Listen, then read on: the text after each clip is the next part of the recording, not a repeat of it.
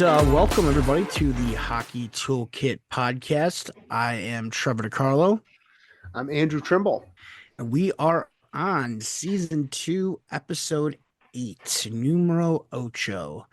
How we doing, Coach? I'm doing pretty well, Trevor. How about yourself? Not too bad. I can't complain. I mean, I can, but nobody wants to hear it. I'm sure plenty of people are going to hear a lot of our complaints about stuff in general today. But no, for This is a myself, venting episode for sure. it is, and I think it's good because there's a lot of things that have come up recently. Well, since our last episode in the hockey world, and we're going to touch on a lot of different stuff actually. Um, but yeah, I mean, before we do that, how's life out in New England?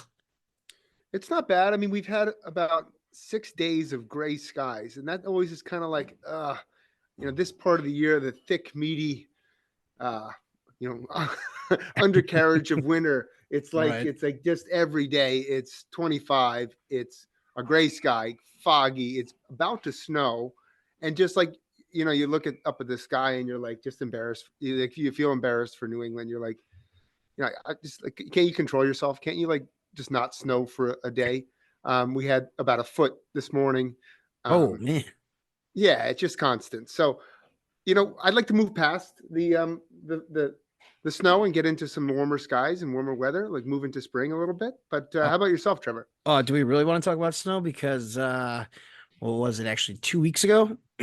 We team my coach went up to Detroit, Michigan for Oh, a the white knuckle trip.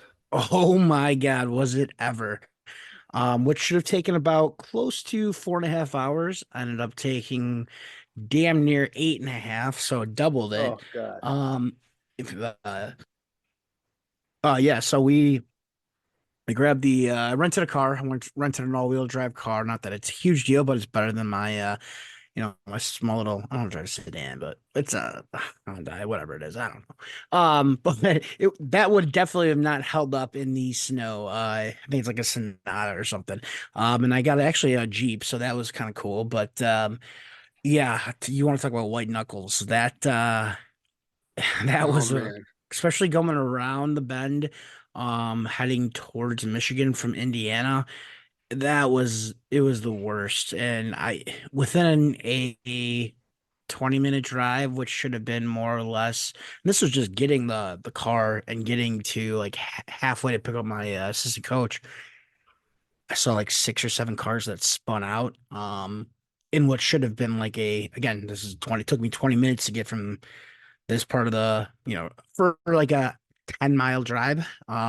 Took me 20 minutes and cars just left and right. It was scary. I was not happy. But we kids played well. We had fun. We lost in the semifinals to I believe the eventual championship winners. Kids had a blast. Like I said, we learned a lot, but yeah, I did not like that. And then on the way back, in Kalamazoo, they had like a full whiteout, which luckily we had heard about before. So we backtracked. We actually headed towards Toledo for a little bit and then went through Indiana and missed that. So I Oh, had some families that did not miss that part. Everybody was safe and sound, which is what all we cared about. But I think I'm gonna stick with the rule that one of my previous coaching friends has told me was that he never goes anywhere, like does any team traveling for tournaments after January 1st, which yeah, after that, after this one was like, no, I can't do it again. But so yeah, but I mean, I hear you guys got hammered with snow.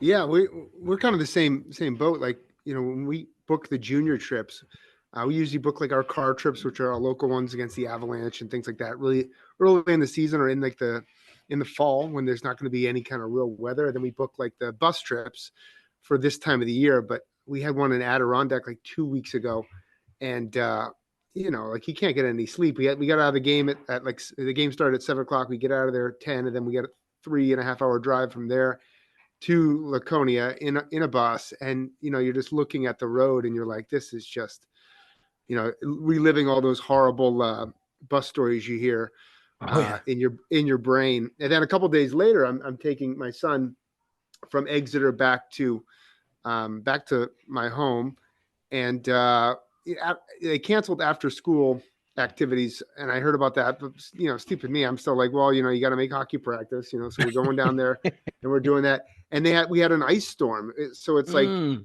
it's that like 32, 33-degree weather where it doesn't like crystallize into snow, and it's yep. just like this water ice that rains down. And I asked the Czech kid who lives with us, Jan, like, do they have this kind of weather in Czech? And he was like, nope, never seen it before. Like he had never seen anything like that. And it's just Well, you're get you're out of the driving car on and ice. start pushing. Yeah, get out of the car and Yeah. start pushing. So I drove like literally 30 miles an hour all the way from Exeter back to Guilford, New Hampshire.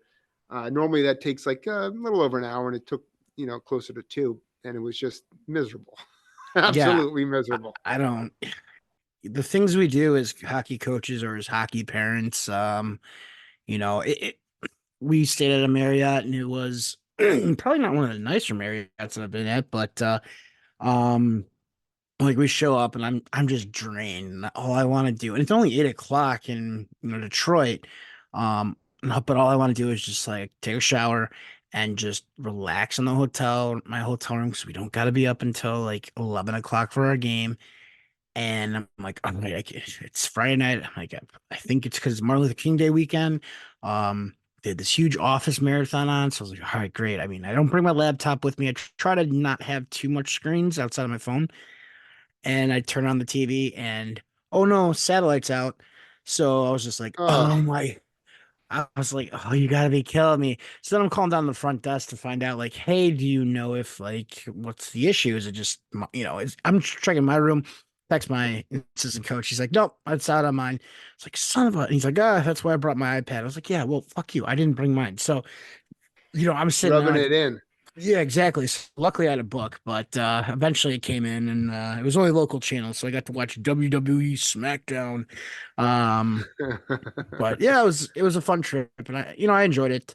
Um, but yeah, man, those are the weather. It's getting dicey out there. Yeah, I'm ready for I'm ready for a break here. I'm ready for I mean, I like the backyard rig we get that going. I could actually function really well with like if it's 20 degrees, but there's no wind and Mhm. it's just cold, but the sky is blue. That I can deal with that. That's pretty good. But then Yeah, when you get all these other conditions in and it's like gray and right on the cusp of um, snowing all over you, like I'm good. You can check me out on that one. yeah. The part that sucked, which was I was because I'm an anxious person, my anxiety and stuff. Like I was stressing the entire week leading up to leaving for the trip because I was like, you know, National Weather Service is like, it could miss us, it might not. And then I was like, okay, it's definitely gonna hit, but it might only hit here and there. And at one point, like we were driving through, around the city and into Indiana, and it was just as you said, like, it was just raining. Yeah, But yeah, once we made that curve back up north, it was game over. And yeah, I'm still trying to get my hands loose from gripping that damn steering wheel. you got a carpal tunnel. But so all right, so we caught up with that. A little bit of going on there, but before we go on anything else, I think a big thing that's happened, while we've had this couple day or a couple week hiatus, just because we're both in the dog days. Before I get to that, what is your schedule looking like here now with your season? Are you guys, as I just said, the dog days? Are you guys got playoffs coming up, or do you still have league games? How's that? What does that look like? Yeah, we're down to like the final 3-4 weeks of the regular season for the both of our junior teams. They're jockeying for playoff position within each of their divisions. Um, and I really like. I said I had a meeting with our team yesterday. Actually, that brings up a good point too. But I had a meeting with our team yesterday, and we watched an old 30 for 30 short, and I'm starting to think about the team, and I actually feel more confident in this group of individuals in that room than I kind of have ever before. They've come through some different parts of the struggle. They've really bonded together. I think we're playing some of our best hockey, and I'm excited about these last 4 weeks as we, get into the playoffs. And then yesterday on Sunday, I watched was skimming around YouTube and I watched. It just came up on the feed there a 25-minute video on the 1993 Montreal Canadiens championship season. And it was one of the first Hmm. Stanley Cup finals that I really, really watched. And I remember it being such a big deal. This team, original six team, the storied Canadians. I always really liked them because they had Kirk Muller, who was a captain Yep. of the Devils, and he was traded for Stefan Richer, who I liked Richer, but then I liked Muller too.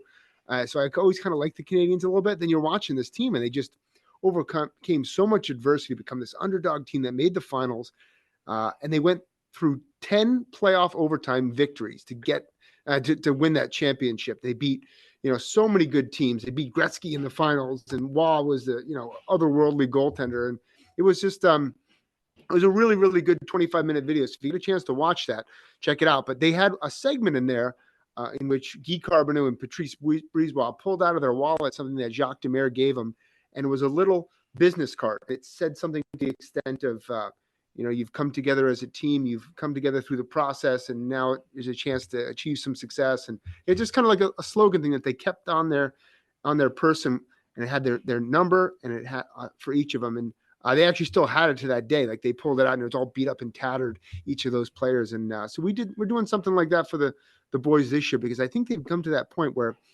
we've gotten through some difficult times.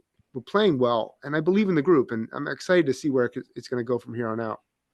It's funny you say that because actually this past weekend, or pre- so when we came back, I felt like we faced a lot of adversity as a team. And again, they're 9 years old, so take it for what it's worth. But we had a couple kids who were not feeling well. In one of our games, a kid got 3 penalties. The officiating was not the best, but I didn't really agree with a couple of them. But he got 3 penalties. Well, if we make it, if I play him and he gets another penalty, it's game over. Yeah. He's sitting that game and then the next one. So I had to be real careful, and I ended up having to basically sit him from like the first minute of the second period on.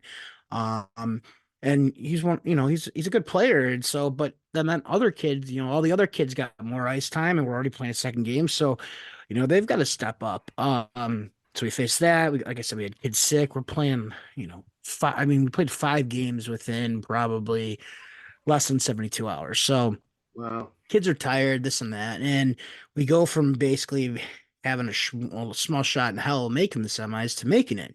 But like the analogy that I was telling the players was because we had times where sometimes the kids weren't playing as a team. And again, they're 9 years old. And we're trying to stress like the importance of supporting your teammates, like on the ice, well, of course, off the ice, but supporting them, being open, moving the puck, a goal, you scoring a goal is a goal for the team. And, I use the analogy that, all 5 skaters on the ice, there's a goalie, obviously, but they're all a motor for a machine. And if all five skaters are working hard and doing their jobs and playing their positions and playing as a team, the machine keeps going. But if I get one motor that starts slowing down or breaking down, yeah, the machine will still work, but not as well. And if I got 2 motors, so you know, but so basically I just kind of related it to a motor, and I just like, you guys are the Charger machines, like you guys, like, you got to do it. Like, we can do this. And the very next week, we come back and it's our spirit week for our team. So the whole day is Charger day and everybody plays a home game, and it was done very well. That is cool. One of the parents, actually my assistant coach, who's a dad on the team, told his wife, who's a team manager, about like, hey, this is what Trevor was saying in the locker room, this and that. It actually was a good thing. Like I was saying something positive, not like, hey, this is what we got to go tell on Trevor. Not one of those types of deals, but it was more or less like, hey, so the Charger machine. So one of the dads on the team does really well with graphic design, mocked up this real simple, and I'll send you a picture later, just like Charger machine logo type thing of our, and every kid got a t-shirt with their number on it that just said Charger machine on the front. And like everybody waited and they all went in the locker room together to see their shirts and stuff. And I thought it was the coolest thing ever. So now all these Yeah, I kids are love that. wearing it. And now, as you said, like with the whole, like, whether the kids remembered it or not, they'll have that t-shirt for however long they can fit in it. And maybe then they'll use it for their, clean off their skates. But either way, like, I was like, man, this analogy, and like the kids were buying in, they were getting it. And I was just, first of all, kudos and thank you to the parents that did it. But again, it, like, those things, they do matter. Like, you Absolutely. remember those things. So Yeah, I gotta. I'll send you the video and the pictures I took of the before they got him, and I actually the coaches got him too, so that was kind of cool too. So I love that. I think one of those kids. I guarantee it is going to pull that out of his dresser drawer when he moves from his parents' house into his new his first ever home purchase, or with his wife, and he's going to have to explain that story to somebody. So that's a really cool thing, Trevor. I love that. that's why we do it. But yeah, so you brought up the NHL. That documentary, I'll definitely take a look. It's awesome, fantastic. It's on YouTube, so that means I don't have to pay any other subscription fee for it. Um, but yeah, I mean, around the NHL right now, big news seems like with Hockey Canada. And we could probably link two of our topics together, but seems like the sexual assault case that had happened back in 2018 with the World Junior team, looks like those five players have have been pulled away from or they've left on their own accord to London, and they are facing they're gonna be they got some stuff coming up here. I don't know the specifics, but it sounds like they're gonna be interrogated and they've got some other things going on. Yeah, it sounds like I think February 5th is the date where they're going to release greater details and more information on what the charges actually are. But I would say to all young players who are on teams or in different situations that doing the right thing or not doing the right thing, those decisions that you make, they're you can't escape them sometimes, and you can be at the highest levels and be a professional athlete, um, and then you can't change those decisions sometimes once you make them, and they have lasting ramifications, which is pretty good, pretty scary stuff sometimes. Now, did you get a chance to actually read the report of what happened? I did. I did not. I know I've read the players involved. Two of them are on the Devils. I mean, Yeah. Michael McLeod is kind of having a career year for the Devils. He's been a fantastic player all season. I think he's been probably their most consistent forward, healthy forward. So I know the players involved, but I don't really know the full details of the report. No. So I mean, I read the articles that I think Rick West had written, Katie Strang had written with from the Athletic, as well as the actual documents, all the other stuff that was put out by the lawyers and such. And um it's it is it's a fucked up situation. I'm not gonna mince words here. It's a fucked up situation, and I feel awful for the victim in this case. While everybody can sit here and say, everyone's innocent until proven guilty, whatever. That's not, something happened, and whatever I hope she's has been able to since it happened, and it's probably gonna be traumatic for her to go through this again, but she wants it to be like she wants them. She's gonna come forward and she's going to say, like, this is what happened. She's gonna be in the public eye, and I think that takes a lot of courage to do that. So, hoping she's getting the help that she needs. And you know, I'm sorry that that happened to her, but bravo for standing up and, you know, instead of just taking that bullshit settlement that Hockey Canada gave out to her, she's gonna put her face out there and she's gonna explain in detail what happened. And I hope whatever if there is the punishment, if these guys don't get to play hockey again, then they don't get to play hockey again. They don't get that privilege anymore. Yeah, I mean it's a really it's the world becomes a very real place when you get outside the confines of your own parents and your own upbringing, when you're making decisions for yourself, and you're involved in a situation and you don't make the right decision, you're on your own and you got to defend yourself in court. And it's a scary endeavor. Like if you're a player who's involved in something like that, there's no amount of money that can give that other person, that victim, any kind of clarity or comfort, um, other than having the real person, people or persons involved serve some time, and that's a scary endeavor. And again, even serving time, sometimes that's not even enough. But I think and again, I don't want to. It's a tough thing to talk about. So one of the things I didn't want to talk about though was, and I know this is already news, it's been out for a while, but the whole thing with Hockey Canada, use having basically like a secret fund to pay off Yeah, any that's type of crazy. lawsuits. Like Canadian hockey players, youth hockey, adult hockey players are their fees are essentially part of it are going into this little fund that for the longest time no one knew about. Now, from what I understand is that most of the people that were part of Hockey Canada in the leadership roles have been gone. They've cleaned house. But how messed up is that that they've got their own private secret fund that high just for these types of things that come up? I mean, I'd like to know more details on that. Like whose bright idea it was to start the fund, who thought it was a good idea to allocate money, other people's money to that fund. Um, it's a pretty wild scenario where you're taking other people's money for the growth of the game and the protection and sanctity of the game, and then using to pay off uh, these horrible acts by you know bad people within the game. Hockey Canada has had some really black eyes in the last 20-25 years. Everything from Graham James Yep. to stuff like this. It's not looking good for Hockey Canada and the decision makers up top.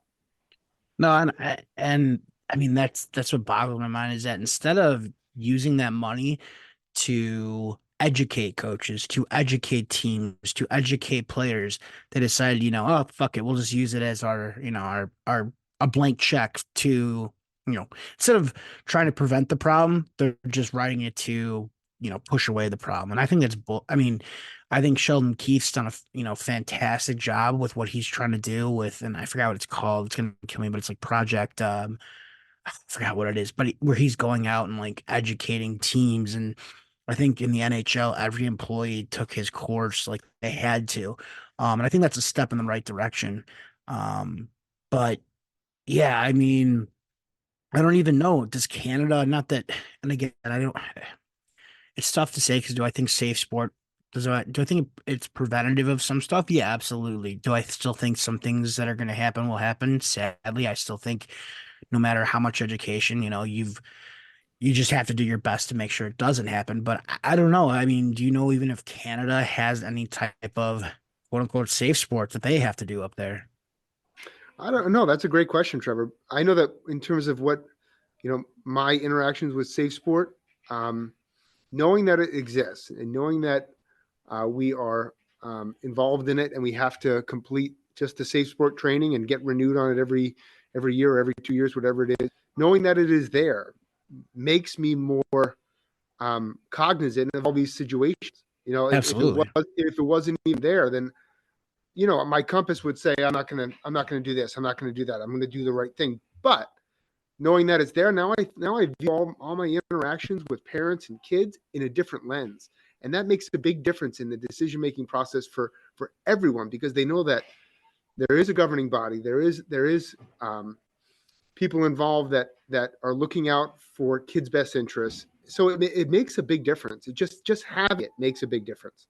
No, absolutely. And um, it is. I mean, not that, and again, I think there's some times out there where, as a coach, like you might get in a situation where back in the day where you'd be like, oh, we were just talking in my office, like one on one. Like you can't do that though. Like you just, and now, and again, maybe, okay, I'm not going to play like, oh, it's never all right, but you didn't think about it. Now, like we have to think about those things. But again, it's good because it protects all parties involved. And especially as a coach, I mean, I want to be protected and never have any type of accusation pop up, because oh well, coach, hold on, not even myself, but coach, let's just say Coach Greg over here, he's he was talking to so and so the kid in the the party room by just by himself. Like you don't want any of that anywhere, like because No. that shit spreads like wildfires. So and myself and my assistant, because again we're working 9-year-olds. I mean it's again there's always two of us in the locker room, and if it's not two of us, there's always at least 2 to 3 players in that locker room. Once it gets down to one kid, like as I can see the second to last kid leaving, like, hey, hold up 1 second, let me grab my stuff because I need to walk out with you and stand in the hallway while, you know, little Billy here, while he finishes up so that I can, protect myself. Um, Absolutely. it's sad that that's the world we live in, but it's just, we're cognizant of it. So, Yeah. uh, yeah, it's just, it's unreal. We could, I mean, the other thing that's going on right now, big news in USA hockey is net guards are now mandatory for the next season. So 24-25 season, they are mandatory for all players. Thoughts on that, coach? Yeah, I think it's really like you've alluded to a couple different things, but I mean, ever since January 1st, there's been a lot of hockey news, and there's been a lot of changes within the game. All the stuff with obviously the sexual assault issue in Hockey Canada. There's some other concepts and different changes we're going to talk about later, but I think this is a pretty significant one. Canada has had the net guard rule for a long time in place for all levels of amateur hockey. Now the U.S. is catching up to speed, and as we discussed in like an earlier episode, I think it's the right move. I really do. My son wears a neck guard. It's just a cut resistant material that exists around his neck. We didn't have that when I was a kid.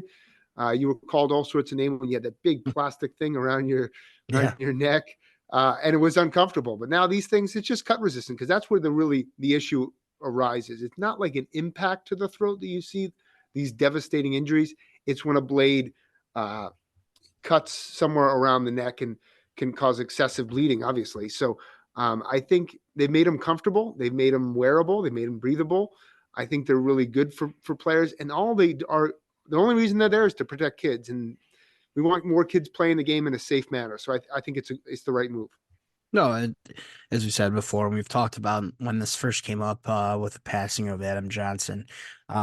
Yeah, I mean, it makes sense, as long as the kids are wearing them appropriately. And again, the technology of them have come a long way, as you said. Now with even the shirts that have them, as long as they're being worn properly, they serve a purpose. And you don't, like, again, I mean, it's no different than guys like Thomas Mechanic or whoever else would wear, basically the turtlenecks underneath. Like, these things are even less than that. Yeah, so it makes sense on all levels, and I have no issue with it. I don't know why we didn't really have it earlier, but I know it's the rule changes and other BS that we talk about within USA hockey. So, um, good move. Yeah. Absolutely. I mean, the next thing is they're going to make coaches wear some things behind the bench. I could see that coming down the chute pretty quickly as well. I mean, Uh, the amount of times I've been hit with pucks, sticks, all sorts of things. Actually, today in practice, we had a red black scrimmage, our EHL versus our EHL Premier team, and I got hit with a puck in the arm. And the kids all looked at me, and I said I felt pretty bad for the puck, but that's neither here nor there. Usually when I get hit by it, I'm like, oh man, that tickled. Um, like nothing happened. Yeah, God, I mean, I'm fine with wearing a helmet. It doesn't bother me. I get the point, and I wear it appropriately as a coach. I would hate to have to be sitting behind, like, on the bench, like getting, wearing a bubble or something in a helmet itself. I mean, knock on wood, on the bench, I've never been hit by a puck. Knock on wood. Really? Yeah, I've never, and I Oh my mean, gosh. and again, with younger levels, like, I stand on the bench with the kids, but at the older levels, like, yeah, I mean, I stand behind the bench, and I've never been like hit in the face or anything like that. Now, this weekend, I'm gonna Yeah, probably you have better like, knock on wood, buddy. yeah, I am. I'm gonna have like two black eyes coming to hit not only once, but probably twice. But that said, I've caught a couple sticks in the, I've got you a lot of know, stick in the balls for yeah, sure. quite a few, and I almost been stabbed in the face by a couple skates with kids jumping over boards, but yeah, never a puck in the face. So that's count my Well, it's. blessings. I mean, you gotta. I really. I started this part of the conversation, and I feel bad now because it's gonna happen, man. Well, for It's sure. not good. You're gonna be my first fucking call. It's not gonna be an ambulance because I'm gonna shake it off, but I'm gonna call you and be like, yeah, hold on, we're stopping this game. I have to make a phone call. Don't worry about it, folks. You set me up. You son of a bitch. But yeah, so and other things that were feels like you're getting smacked in the head right now, and I think that kind of goes down our last three things we wanted to talk about was And I'm gonna be honest, this one I'm a little bit more ignorant, not ignorant on. I know less about. I've seen a lot of the info, but I'm pretty sure you've got a much stronger idea about this and knowing what's going on. But getting back to Hockey Canada, looks like there's been some issues with the Alberta Junior Hockey League, kind of having their own versus Hockey Canada fight like the BCHL was having. You've been following that? Yeah, I've been following it. Hockey, the tier two junior A level in Canada was really divided up by province for a long, long time. You had the Maritimes League, and then you had the Quebec AAA. You had a number of leagues in Ontario, including the OJ and the CCHL.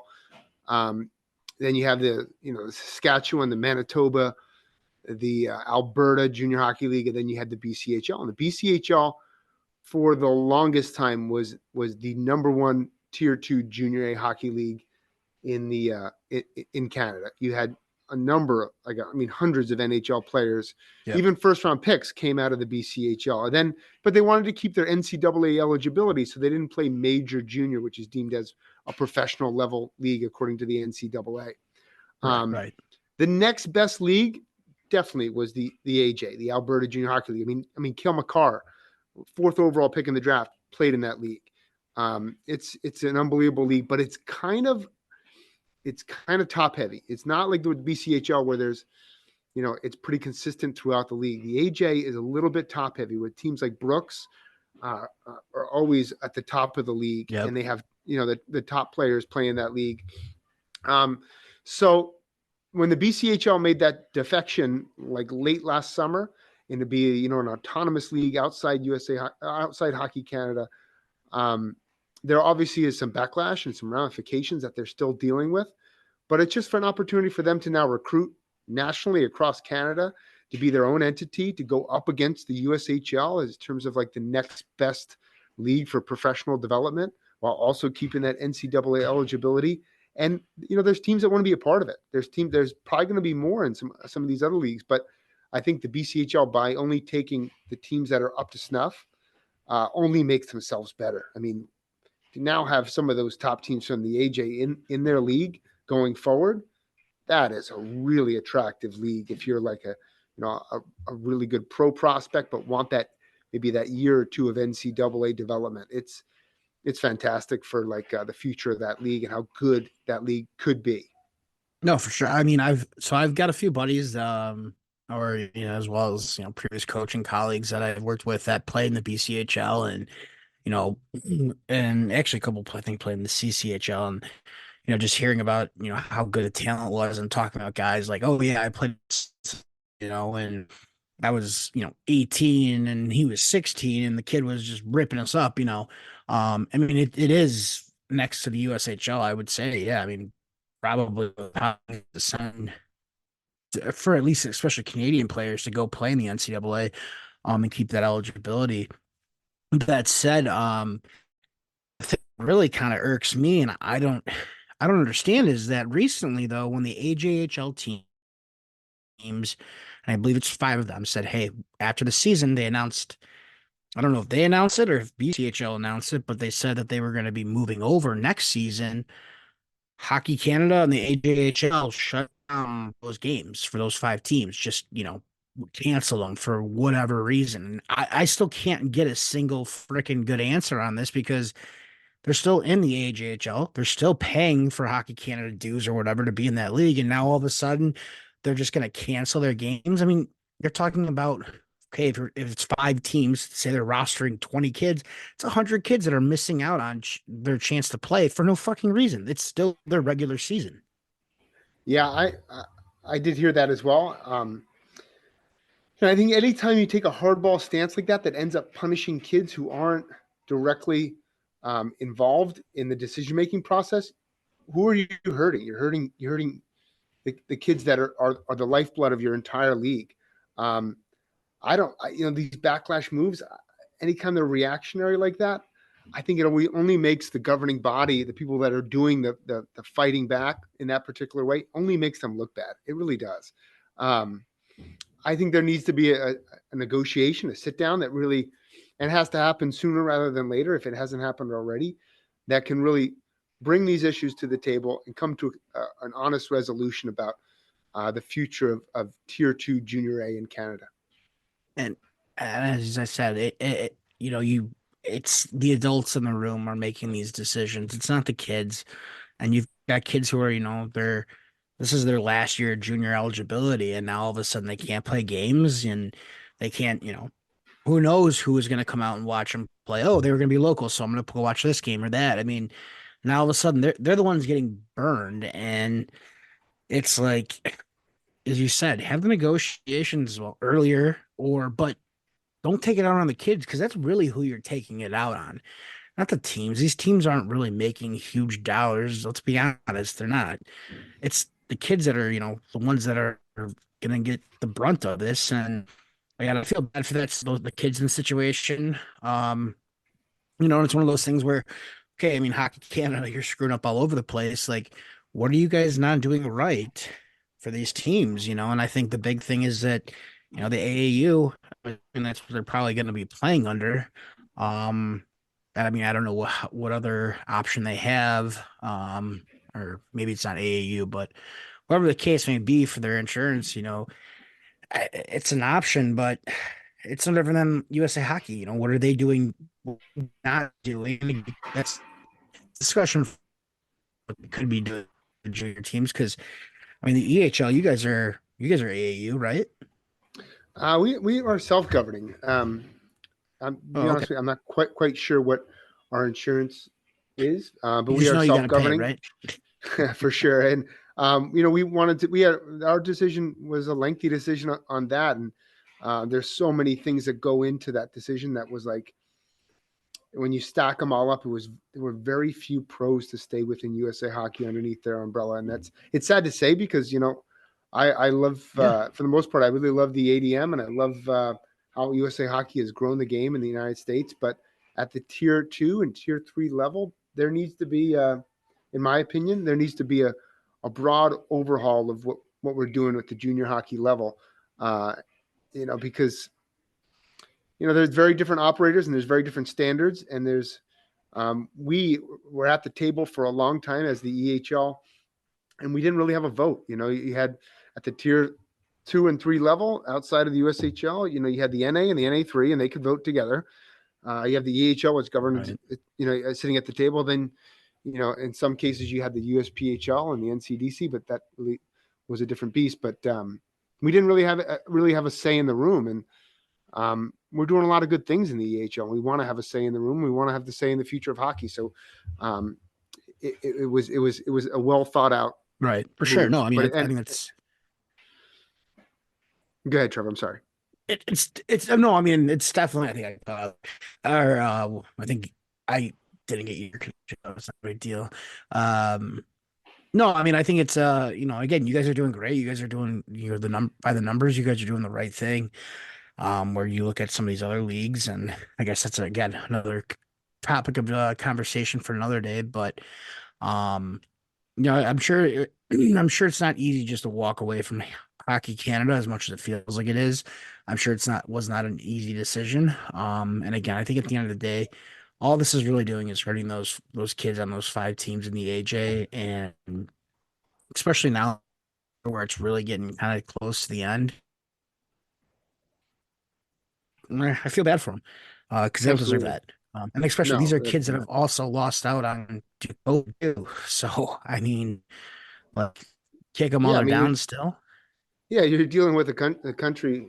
Well, Hockey Canada has had enough black eyes in the last 6 months. You have that on Right. top of that, and then you also have many of these players within the last 3 years have experienced being locked down for basically 2 years and not being able to play hockey in some cases for a good portion of that. It's like I feel like it's that's a going to set them up real for kick in another the nards lawsuit. for Yeah, sure.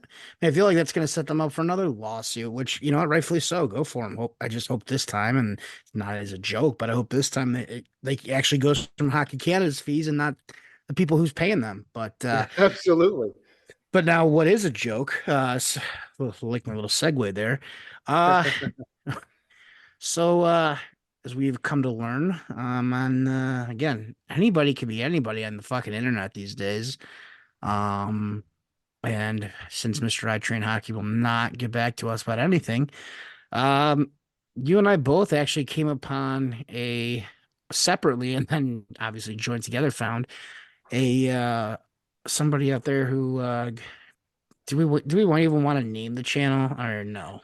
Well, I think it all started with a tweet by Heat Daddy, right? Yes, yeah, it did. Yeah, that's It for sure. started there, and it was the claims that I could play professional hockey, but I choose not to, and this whole thing, and um, it was a just a wild video. And the videos that I've now seen over the last couple days only reinforce how much he's drilling down into that comment, and it gives a lot of credence that if you want to coach kids, why is every video about yourself? Coach kids, give some information that is helpful to kids, and let's see some progress in those young athletes instead of just focusing on yourself and what you are doing and how much you know and how much better you can do it than these established professionals within the field. It's like you can't hate your way to the top. You have to actually No. have some real success stories. That's what you want to see. Like, you know, so I've had this back and forth with Tim Kuhns, our EHL coach, the co-owner of the Wolves with me, and we've had some different discussions about some of these individuals or advisors, which we'll get to later. And there's a great old Guns N' Roses song. I think it's on their Use Your Illusion, one of their Use Your Illusion albums, and it's called "Get in the Ring." You ever heard of it, Trevor? Yes, I have. Yes. And he's criticizing, like he's calling out one of the guys from some magazine about his, or the record label and how they're criticizing the band and this and that, and he's like, get in the ring, and I Right. won't go too much further on that, but like I would say to all the people that all the advisors who criticize coaches, or all these like skill instructors who criticize coaches, get in the ring. If you want to have results, put your money where your mouth is. Get behind a bench, coach a team for a year, and let's see your success stories from that. Um, I've had successes, I've had failures, I've had to learn through the process, but I got in the ring, right? Oh, and I mean, that will be the title of our episode today. Get in the ring. But so yeah, Mr. Hockey guy here. It's a kid who I say kid because he's younger. He's probably in his early 20s. He didn't have like it's so hard to describe because it's so asinine and you're just like, how does this happen? And I know how it happens, but that's a parenting discussion. I got another thing for another day. Lack of parenting, let's put it that way. Um, here's the thing: the guy's he's young, as you said. He thinks he's got all the answers, this and that. We look at somebody pulled it up in the tweet and was put up his junior hockey stats, and I think he finished his career in the EHLP. Like he didn't even make it to quote unquote, tier one. He didn't make it to USHL or, the pros or college, but he's sitting here telling us he could have done it and this and that. And he's going on, and as you said, he's bashing numerous different people. Now, I can't watch his videos anymore because you sent me one of his videos, and I thought I was running back to you in Instagram that what is this? I don't even know what this clown's saying, and suddenly now I'm blocked. So I can only live vicariously through you and your stories of the videos. Um, and Congratulations. yeah, thanks. Yeah, no, I mean I would, but from what I saw, it was like blaming everybody else for his failures as a player, why he didn't make it, or why, he could still go and do this, but he doesn't. And it- the things is, yeah, get in the ring. Like I've so many times and doing the things that I've done as a coach, just learning and as a director, doing skill sessions or whatever. And here's somebody who I don't even think he's even been a coach on a single team. Um, but he's gonna sell you all of his, oh, I'm gonna do video with you and I'm gonna do this and that. And it's like everybody, like he's basically you take the worst characteristics of every skills instructor who everybody is tired of hearing about and hearing from. You take all their negative characteristics and boom, you put it in this kid's body, and that's him. Like that's it right there. He has got Absolutely. everything. He's the terrible salesman. He is shitty, and it's like, dude, who the fuck are you? Who are you're like? Okay, you could go perspective. It's nothing special. Okay, I've done 15, 14 years now of coaching and working my way up and learning from people, and like I'm not gonna sit here and shit on the people that I've learned from. Like, but he has clearly no problem doing it. I mean, he's selling every the selling. He's throwing them under the bus. Oh, I didn't get taught this, and I wasn't taught that. Got a new way of teaching it. Like, okay, how doing it? What are you doing? Like, give us something, but it's every I'm gonna shit on this. I'm gonna shit on this. But come do my thing. Like, you've got no proof. Ah, it's Absolutely. fucking irritating. So maybe it is I'm good, I'm blah, but He's certainly the most uncoachable hack that I've ever like encountered, like in these videos. Like, he has all the answers, but he's never like he's just an uncoachable kid, and that's really sad that like, he has a platform now. I would say that in terms of like a playing career, like I didn't play in the NHL, but either did Daryl Belfry, who's like a great skills instructor, has worked with a bunch of yeah, NHL guys, but he has the proof with working with NHL guys. He criticizes Laura Stam a lot, who, yeah, maybe, her system started in the 80s, but, if I read a history book from the 80s, some of that information would be inaccurate now. Systems evolve and get better, improve over time, but she also, worked a lot with NHL players and, John some of Cooper. her stuff is. No, go ahead. Yeah. Sorry, Oh, John I Cooper. interrupted I you. mean, he was he didn't play college hockey, but he got in the ring Yeah, and he gave up his law practice. He was a practicing lawyer and he coached. He had success at every single step. He earned yep, it, got in the ring and earned his way up. So you don't need to have necessarily that long professional or high level right. career, but you got to get in the ring. You got to prove that you can do it. If you're just going to chew down everybody, you come in, in the content in their path, then you're just a hack. Right. And I can't, let's put it this way. I can see people falling on uneducated parents in the hockey realm, falling for what he's selling. Like I can see it. I mean, we know it happens. Um, the fact that, and it's sad because now any day, I mean, his videos are not terribly done. I mean, I'm not gonna knock him on that. Like, it's just the information that's in them, and now it's like I feel like every jabroni out there can go out there and start making their own videos and selling some BS, product to people. And I think the big thing that pissed off a lot of people online was, oh, I could be playing pro hockey, but I decided, not to. And it's like, what was it for like every 100, for one being able to play pro hockey, I could create 100 professional hockey players. And it's like, Yeah, what? What? I know. So, It's I mean, wild. God, yeah, I don't know. I would love to have a discussion with him. That'll never happen. I would love for him to like show up on a platform that I'm not blocked on, which is everything except. I mean, he just blocked me on Instagram, so that's not a big deal. And I don't even care. It's probably for the best. Um, but yeah, speaking of hacks, Oh, but for one thing on that, like he's been, I agree with you. He's been posting a lot of videos, but they're all players in space. If you have time and space at any level, you can look pretty good, pretty oh good. yeah, But we had an interview with Mike King, who's the video coach for the Ottawa Senators, yep, and one of the things he said he likes to do with their guys is videotape segments during their games, break down their shifts, and then provide that information to the assistant coaches or the development coaches within their team, and then they can implement drills in practice or open time that can work on those skills for those specific players. Uh, and a lot of it is board play. Being able to make a play coming out of your zone or in the zone, making a play off the wall where you have to momentarily get your head down and then evaluate the situation in a short time frame. And those are the real skills that separate a good college player from a professional player, from a high school player, from a college or junior player.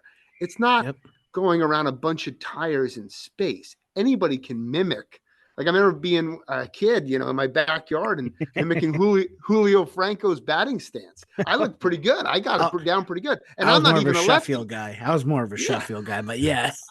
like you can mimic those stances. I mean, of course, I even hit some. I got that big leg kick from Dallas Strawberry. And I was a righty, and he was a lefty, and it looked pretty good. But that isn't doesn't mean I'm going to hit a major league pitcher. Right. No, absolutely. And I agree. And those videos that I've seen that he's posted out there. Um, it's one of those things where, yeah, he's going around cones and he says, "Oh, I'm replicating what NHL players are doing." Right. Well, yeah, as you said, I mean, that's a great point. Yeah. They're all without with plenty of time and space, not under pressure. And you're talking about the best of the best. I'm not saying you can't take those things and apply them to your game. I mean, that's how you get better, like for sure. But for how he's teaching it and for what he's saying, yeah, I just, I feel like this is just where, like, this is why social media is a negative in life. Like, there's pros and cons to everything. Like, this is like on the far end of the spectrum of a con for hockey, at least. That and And I do believe he is on the anonymous. spectrum some point at some point. He's Yeah, he's somewhere on the spectrum. yeah, he's something's wrong. He's admitted that he got crapped on, doubled down on it, and still going with it, man. I have no idea. It's very It's strange. it's, it's that anonymous, like anonymous people that not bored to talk shit about people. Um, they're the worst of the worst. But I guess the final piece of the worst that we want to talk about. I mean, if you want to lead this segment, by all means, I Sure. have no fire Sure. away, Well, coach. I started about 10 days ago. Hockey Advisor horror stories. I started with part one, which had two cases on that topic. It's Yep, available on the Hockey Focus. Then I had last week I came out with part two, and today I came out with part three. And they're just the they're many great. stories. Oh, thank you very much. No, I mean I enjoyed them. And they're all true stories, and I keep kids' names out of them to protect the innocent, but most of it is just the conversations I've had with advisors that have made me really scratch my head. And um, some of the cases have been so. I mean, I should rewind a little bit, but when we come down to the advisory business is an unlicensed, unregulated, uh, uncertified business in quotes with zero background checks. You don't go to college to become a hockey advisor.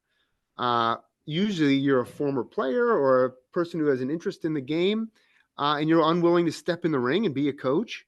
You're unwilling to step in the ring and be an administrator for a program. So you want to dole out this advice from atop your perch. And if it has success, great. If not, oh well, the kid wasn't good enough. So there's an easy um, easy exit if it doesn't work out for the player involved. And the fees that they're charging these days are exorbitant. They're close to a full season tuition in many cases at the junior level, Yeah, and it's like they're just not. I rarely see a kid really benefit. Um, I've even seen, as you can see in part two, I've seen people who are unlicensed who have criminal backgrounds, have served time in prison, who are in this business, and it's scary. It's scary for our the future of our kids who are, um, they're very tech savvy. This what is it? What are we on? Generation? What is it? The millennials? Is that we're we dealing with? no, I think it's Generation Z now or something. The Generation Z is they're great. They have their own set of skills and their own set of things, but I don't think always they are detail oriented and they cross their I's and dot their T's, or cross their T's and dot their I's. I should say that wrong. Sorry about that. It's all right. Um, so like, I mean, we've had cases where they just they didn't even know the full name of their advisor, but they're paying them $5,000 a year. And it's like, what are we doing, kid? You got to know who you're dealing with. There are some good ones out there who really help kids, but Absolutely. there are a lot of wolves in sheep's clothing. And again, I think it's kind of similar with that whole, hack job that we just talked about.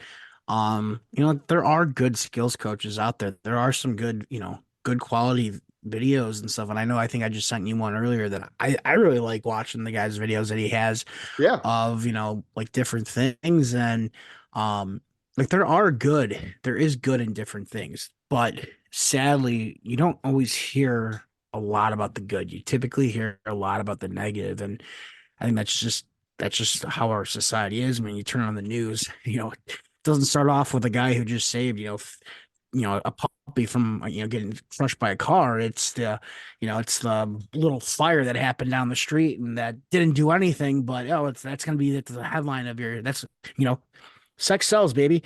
Um, would have been another great episode title, but probably would not have gotten past the censors. But anyhow, yes, so advising, my in my experience with advisors, again, I have nowhere near as much as you would.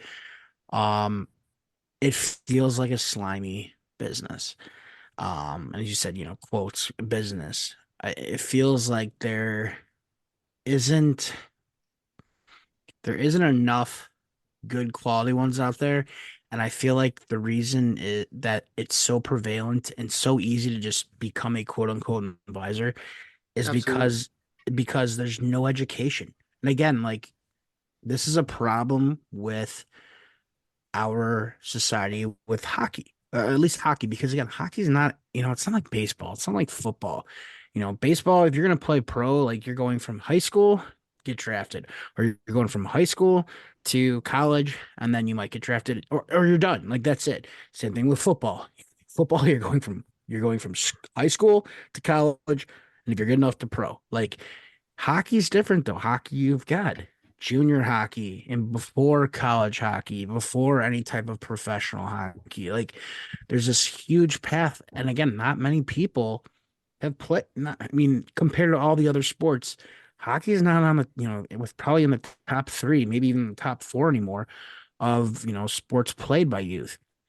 And growing up, I mean, I've had parents over the years tell me numerous times, I grew up over here, like I grew up in Chicago, but I never played hockey. Or I grew up, in Iowa, and all we did was football. Like, okay, yeah, like that makes sense, And maybe like if you ask me this stuff about football, I'll tell you that. He goes, but hockey, I don't know. He goes, I'm just here to, make sure my kids working hard and having fun.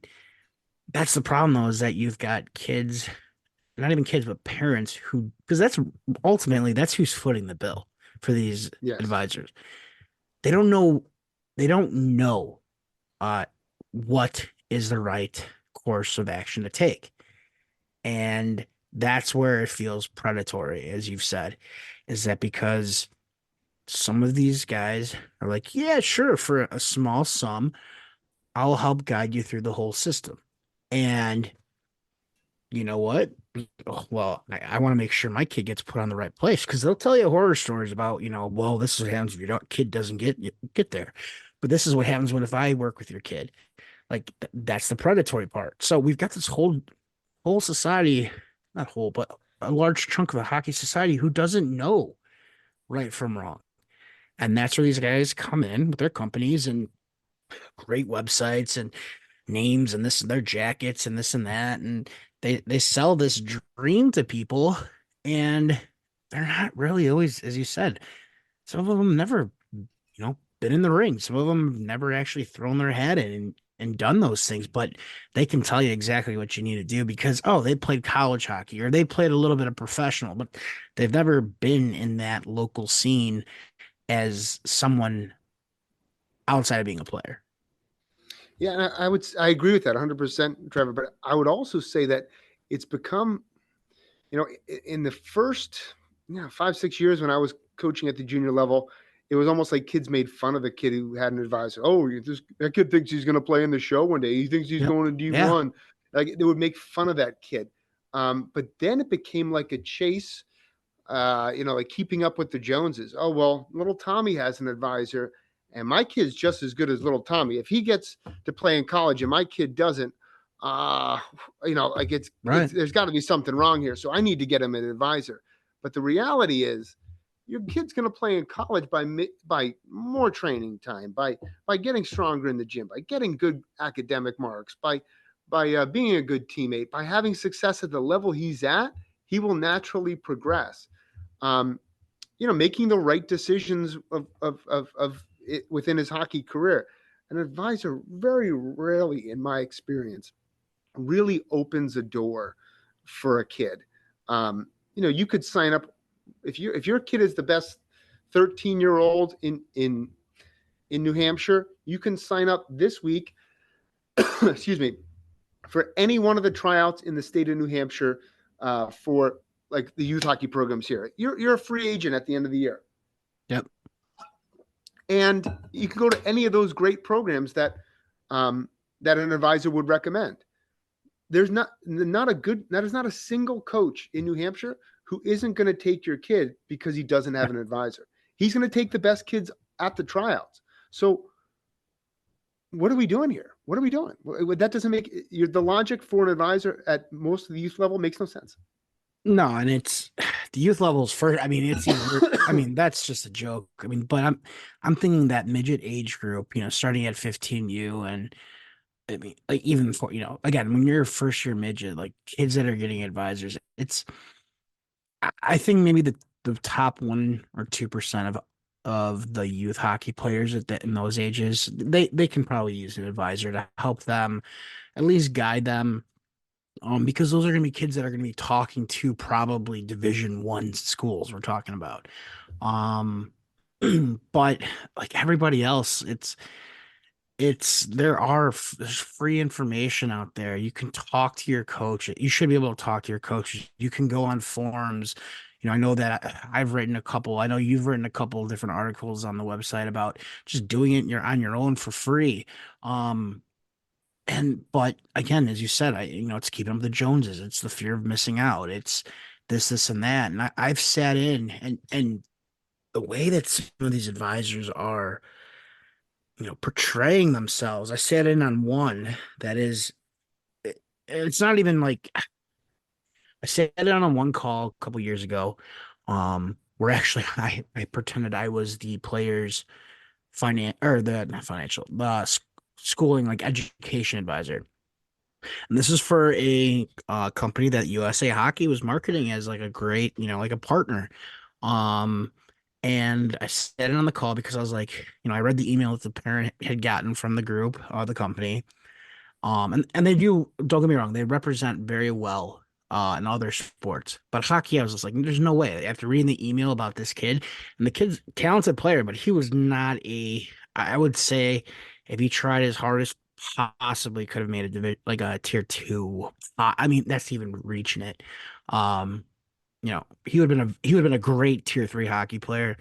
Um, so anyhow, long story short, the email that they got about it was, oh, let's set up a free call, this and that. We think we can get him into, a couple maybe Division 1 programs or Division 3. And I sat in listening on the call, and I'm texting the kid's dad on the side who's listening and doing all the talking. I'm just like, this guy's full of shit. This is not true. This and that. And finally, I just stepped in. I was like, can I say something? He goes, his dad goes, go right ahead, because he was tired of hearing it. And finally, I did. I put the it was a younger guy. I mean, it was somebody who had never played hockey before, too. That was the funny part about it. And I'm Wow. like, I go, dude, do you even understand how how the world works? Like in hockey? Like, what about junior hockey? Oh, well, yeah, we've got connections in junior hockey. I was like, what levels? Couldn't tell me what levels. He's like, all over. I was like, well, that doesn't answer my question. I go, do you know what the average age of the incoming freshman on a Division 1 team is? And he's like, he didn't answer. I go, it's 20, 21. He's like, well, we can. I was like, no, you're not. I go, no, no, no, no, no, you're not listening. I go, no offense, uh, just make him a name. No offense, Rob. Your kid. I go, I love your kid. He's a great kid. I love working with him, but he's not a Division 1 player. I go, you've never seen him play. I go, you know nothing about him. And how can you sit here and do this? Like, eventually, it got to the point where the kid, and I say kid because I think he just feels like he just got out of college. He just shut his mouth. And finally, it got dead silent after I asked all these questions that he couldn't answer. And he goes, well, sounds like you guys really aren't interested in what we have to offer then, huh? I was like, I was like, well, Earth the fucking moron here. Like, no, no, we don't. Like, who are you doing? He admitted he was, oh, I played soccer in college. I was like, well, you know nothing about hockey then. Like, why are you doing this? Now, granted, that's a Two little bit very different beasts for sure. right. And again, but it's the whole, it's the players taking advantage or not players. It's the advisors taking advantage of just unknowing people, unknowing participants. And it's really the parents, because they're the one who foot the bill, and then it puts the kids in a tough spot, as you've said, and you've written a couple of those pieces. Puts the kids in a tough spot because they end up going somewhere else or doing something that's not good for them. Absolutely. And the advisors always they make they justify their compensation based upon movement. If Yep, you're in a situation and you're doing well, the coach, that means the kid's having success on the ice. That's probably related to the coach or his team or his effort. right, But if you can move the kid, well, look what I did for you, right, right? So like an advisor is never going to be happy, or a good advisor, like a bad advisor is never going to be happy if the kid's just having success and staying at the same program. A good advisor who's giving good advice said, well, now I noticed in your game you got to get better. Your hands got to get faster, your feet got to faster. Like who's actually giving advice will give good advice, a good right. advisor. But a bad advisor just justifies his salary based upon that movement. And I would say this. I would say that we've talked about many times that the hockey world is incredibly small, and there are so many willing participants, so many people who you could pick up a phone and reach out to, who would be willing to give advice to your son or daughter and further on and help them further their careers. I remember I used to work Pro Ambitions hockey camps for a number of years, and I worked with Megan Bozick. I think she's from Chicago, and she was an Yes, sir. Olympian and really great person. We're probably two camps with her. We're Facebook friends or whatever. And I had a young girl, Bree Ricker, from Laconia here, who was going to move on to a girls program, and gone a lot of USA Hockey Festival camps, and was a really high end player. Um, and she was like, Coach, I done a lot of private lessons with her and things like that. And she's like, Coach, I just want to know how I can kind of continue to advance. I really want to play in college hockey. And I said, well, maybe you can reach out to Megan. And I messaged Megan, got her phone number.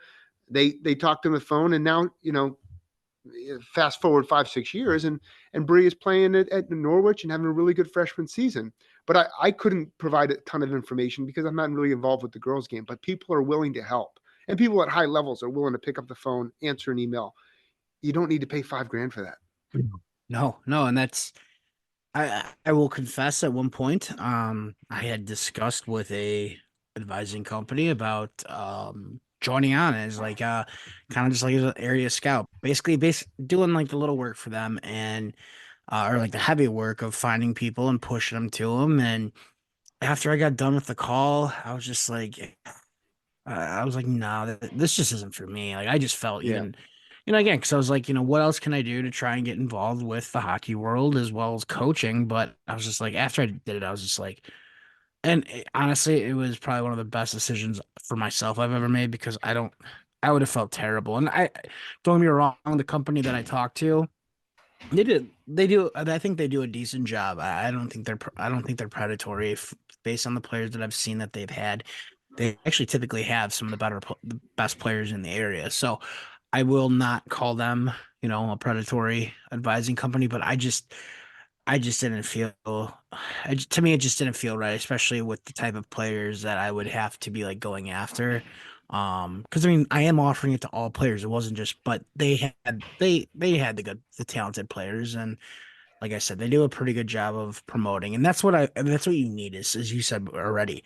Like, hey, your hands are work. You need to work on this. We need to work on that. But also someone that's promoting you to those higher teams as well, especially in the off season, but during the regular season too. Like that's what matters, I think, the most. And if you're getting something like that, that's what's important. But you know, get paying $5,000 to end up playing tier 3 hockey anywhere, like you can go to a local tryout or you could fly somewhere for under $1,000 and sign up for their showcase and get on a junior team and save yourself that extra, 3-4 grand that you would be paying to do, you know, to have somebody tell you to go play for that same fucking Yeah. team. Or you could do so, as a kid, I would encourage kids to really, take accountability for their own decision making, and go online, do some research, see what leagues are committing players. If you're that level for that league, find what you think is the best league, then look for the best organizations that are the best fit for you. Like if you're a farm kid, it's probably not a great idea to go right to Philly. You know, if you're like a I don't kid think it's ever from a good idea to go to Philly, but that's neither here nor there. if you're a kid from Chicago, maybe you'd fit in just well, just really great in Boston. Like find what's a Right. good fit for you. Do your homework, do your research. Nobody knows your situation better than your parents and yourself. And then look at yourself, gauge what is good for you, and then reach out to a coach. The coaches are always willing to talk. They're Oh, always willing to absolutely. respond to an email. Like, um, and then you get on a phone call with somebody, and maybe it doesn't feel right. So maybe you got to look elsewhere. But it does do your own legwork. That's how you really get a feel for things. And I think that's one thing that it's so much easier. And again, I 1000% agree with you. I remember even myself just trying to become a scout for a local, at this time, they're now defunct, but local tier 3 team, just to be a scout. I was offering my time for free just to go out and scout around and, um, never heard a single word back from them. But I did that for that one. I think I reached out to one other one and they gave me a heads up like, hey, we appreciate it, but we're not looking for anybody in your area. We've already got someone. But like I feel like that the accountability of people nowadays, just for some it's easier to throw money at it and then for them to do the work than or for that person they've thrown the money at to do the work than them actually having to go out and get educated. So Yeah, I and an advisor would say, "Oh, well, we do the legwork for you." But to no. quote a Chicago legend, you can get a good look at a T-bone steak by sticking your head up a bull's ass, but I'd rather take the butcher's word for Well, ladies and gentlemen, I am Trevor DiCarlo. it. I am Andrew Trimble. This is fun, and we will catch you on the next episode.